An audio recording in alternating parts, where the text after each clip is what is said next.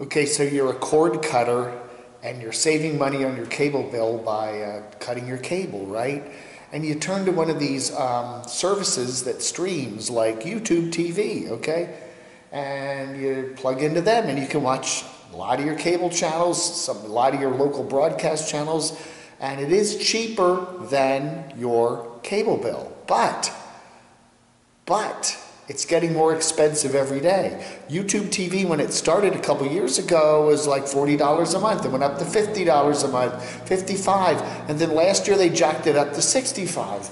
Now, you can't blame YouTube TV too much because their costs are going up because they're adding channels that you want on your cable channels and stuff like that. And then these cable companies, the companies that run all these channels, like NBC, Universal, Comcast, it's one giant big company, they own a whole bunch of channels. So what do? They keep raising their prices. So YouTube TV, you now pay $65 for a bunch of channels on YouTube TV, and that includes a bunch of NBC-owned channels, including perhaps your local NBC-owned station, CNBC, MSNBC, ETV. What else do they own? They own a whole bunch of channels. Bravo, blue, whatever. They own a bunch of sports channels, NBC Sports, in a bunch of different markets. But they own a whole slew of channels, 14, 15, 16 channels that YouTube TV carries are NBC-owned channels.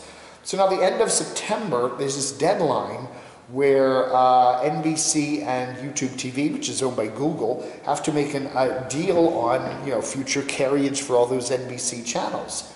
Well, apparently NBC is asking for more than what YouTube wants to pay. So what does that mean?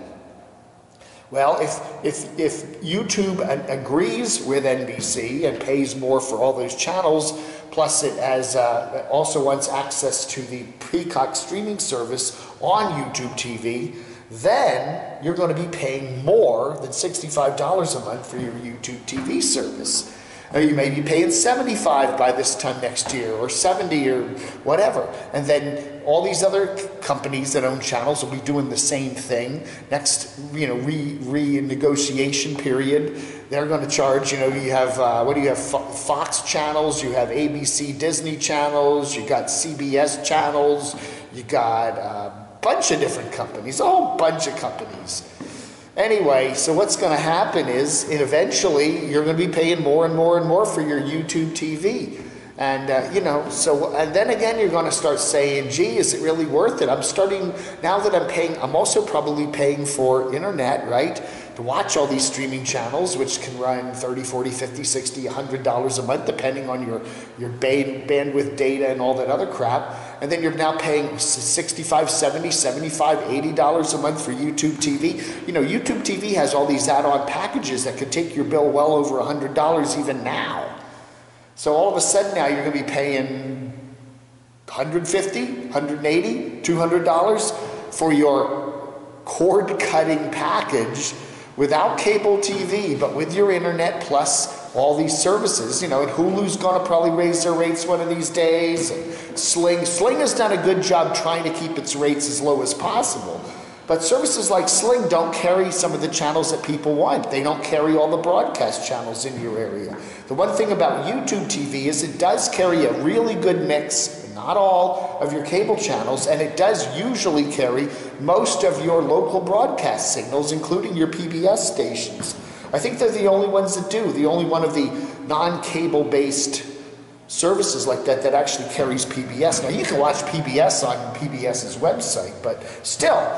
So it's just going to get more and more expensive for folks on YouTube TV. Now what YouTube TV did say is that if their contract ends with NBC on the 30th of September, they're going to drop their price by $10. So instead of paying $65 a month, you will only be paying $55 a month. But you're going to lose 14 or so channels, all those NBC-owned channels, including again, maybe or maybe not your NBC broadcast station if it's owned by NBC.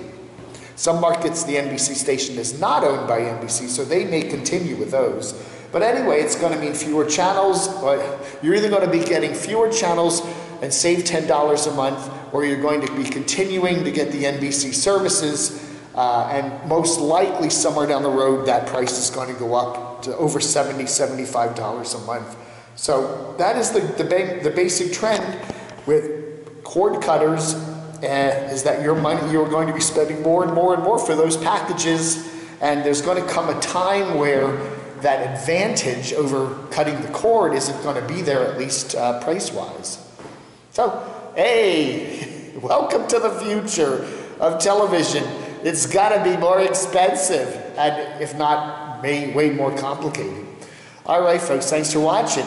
I'll keep you updated on the NBC and YouTube deal there, and let you know if they reach an agreement by September 30th. But either way, you're going to be paying a little less for a lot fewer channels, or quite a bit more for about the same. So take your pick. You know, my philosophy is just get rid of cable. I don't need television. Honestly, most television I don't like. Now, I know there are a lot of you guys that love your, Discovery shows, or your Food Network, or your mysteries on ID channel, or whatever, but I don't know, I have totally given up on television. I really have.